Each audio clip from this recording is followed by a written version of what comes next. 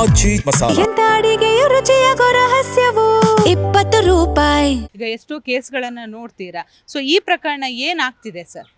ಇದು ಅವರು ಒಂದು ಈ ಸಮಾಜದಲ್ಲಿ ಒಂದು ಸ್ಟಾರ್ ಆಗಿರೋದ್ರಿಂದ ಎಲ್ಲರ ಕಣ್ಣಿಗೂ ಬೆಳಕಿಗೆ ಬಂದಂಥ ವಿಷಯ ಇದು. ಕೆಲವೊಂದು ಇದರ ಹಿಂದೆ ಕೆಲವು ಎಷ್ಟೋ ಘಟನೆ ನಡೆದೋಗವೆ. ಅವೆಲ್ಲ ಕಣ್ಣಿಗೆ ಯಾರ ಕಣ್ಣಿಗೂ ಪ್ರತಿಬಿಂಬ ಬಿದ್ದಿಲ್ಲ ಅದು.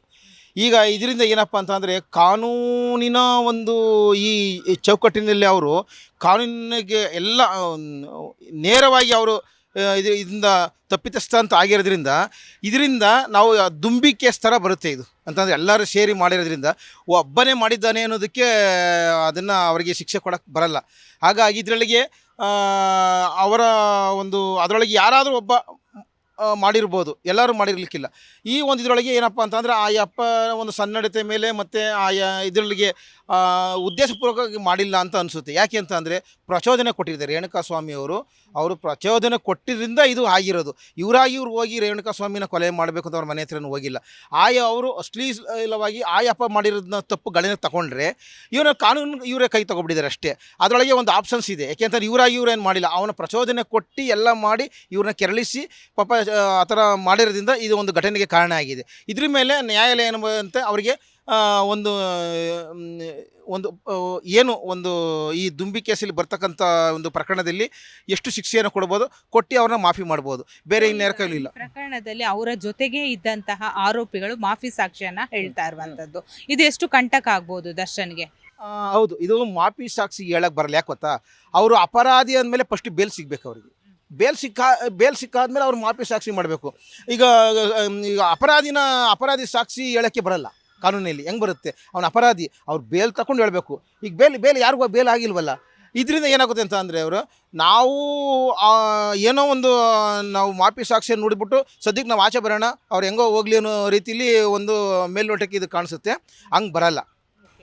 ಈ ಪ್ರಕರಣವನ್ನ ನೋಡಿದಾಗ ಈಗ ಎಷ್ಟೋ ಕೇಸ್ಗಳನ್ನ ನೋಡ್ತೀರಾ, ಅಂದ್ರೆ ಈತ ಸ್ಟಾರ್ ನಟ ಅಂತ ಈ ರೀತಿ ತಿರುವು ಪಡಿತಾ ಇದ್ದು, ಅಥವಾ ಹಿಂದೆ ಯಾರಾದ್ರೂ ಕುಮ್ಮಕ್ ಕೊಡ್ತಾ ಇದ್ದಾರೆ? ಯಾಕಂದ್ರೆ ಈಗ ವಿನಯ್ ಕುಲಕರ್ಣಿ ಆಗಿರ್ಬೋದು, ಬೇರೆ ಬೇರೆ ಕೇಸ್ಗಳು ಮರ್ಡರ್ ಮಾಡಿ ಹೋದವರು ಹೊರಗಡೆ ಬರ್ತಾರೆ ಅಂದ್ರೆ ಬೇಲ್ ತಗೊಂಡು. ಯಾಕೆ ಈ ಕೇಸಲ್ಲಿ ಇಷ್ಟು ತಿರುವು ಪಡಿತಾ ಇದೆ? ಇಲ್ಲಿ ಒಂದು ರಾಜಕೀಯವಾಗಿ ಹೇಳಬೇಕು ಅಂದರೆ ಇಲ್ಲಿ ಕುಮ್ಮಕ್ಕಿದೆ. ಒಂದು ಯಾರಂತ ಹೇಳೋಕ್ಕಾಗಲ್ಲ. ಕುಮ್ಮಕ್ಕಿದೆ. ಯಾಕೆಂದರೆ ಇವರೆಲ್ಲ ರಾಜಕೀಯದಲ್ಲಿ ಪ್ರಚಾರವನ್ನು ಮಾಡಿದ್ರು, ಕೆಲವು ವಿರೋಧಿಗಳಿಗೆಲ್ಲ ಸೋಲಿಸಿದ್ರು, ಬೇರೆಯವ್ರನ್ನ ಗೆಲುವು ತಂದಿದ್ರು.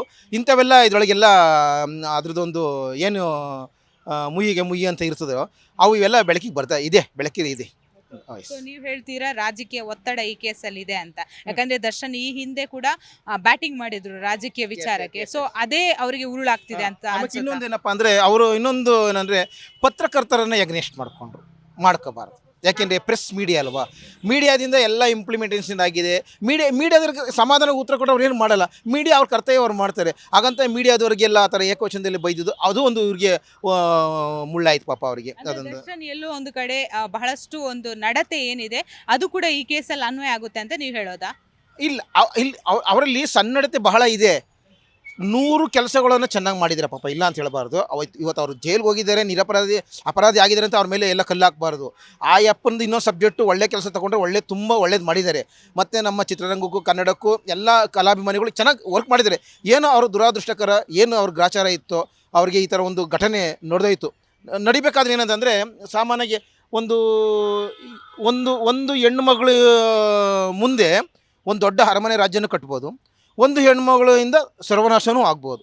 ಇದರೊಳಗೆ ಎರಡು ಕಾಣಿಸುತ್ತೆ. ಹಂಗಾಗಿ ಅವರು ಗಂಡು ಮಕ್ಕಳು ದುಡುಕಲ್ಲ, ಹೆಣ್ಣು ಮಕ್ಕಳು ದುಡುಕ್ತಾರೆ. ಒಂದು ಹೆಣ್ಣು ಮಕ್ಕಳು ದುಡುಕಿದ್ದಾಳೆ, ಅದರ ಪ್ರತಿಫಲನ ಇವರು ಅನುಭವಿಸ್ತಾ ಇದ್ದಾರೆ. ಅಂದರೆ ಈ ಪ್ರಕರಣದಲ್ಲಿ A1 ಆರೋಪಿ ಪವಿತ್ರ ಗೌಡ ನಿಜಕ್ಕೂ ಕೂಡ ಇದರಲ್ಲಿ ನೇರ ಕಾರಣ ಅಂತ ಹೇಳ್ತೀರಾ? ಹೌದು. ಯಾಕೆಂದರೆ ಪವಿತ್ರ ಗೌಡ ಅವರು ಈ ವಿಷಯಗಳನ್ನೆಲ್ಲ ಇವರ ಗಮನಕ್ಕೆ ತರದಂಗೆ ಮುಚ್ಚಿಟ್ಟು ಬೇರೆ ಒಂದು ಪೊಲೀಸ್ ಇಲಾಖೆಗೆ ಒಂದು ಕಂಪ್ಲೇಂಟ್ ಕೊಟ್ಟು ನನ್ನ ಹೆಣ್ಣುಮಗಳಿಗೆ ಇದರ ಆರೋಪ ಮಾಡ್ತಾಯಿದ್ದಾರೆ ಅಂತೇಳಿ ಕಾನೂನು ಮುಖಾಂತರ ಇದನ್ನು ಬಚ್ಚಿಟ್ಟು ತರಬಹುದಾಯಿತು. ಇವರಂದರೆ ಸ್ವಲ್ಪ ಎಲ್ಲ ಹಾಡು ಅಂತ ಎಲ್ಲ ಒಂದು ಸಿನಿಮಾ ರಂಗದಲ್ಲಿ ಎಲ್ಲ ಕಡೆ ಟ್ರೆಸ್ ಇರ್ತದೆ, ಆ ಸಿನಿಮಾ ಈ ಸಿನಿಮಾ ಅಂತ ಎಲ್ಲ ಟ್ರೆಸ್ ಇರ್ತದೆ.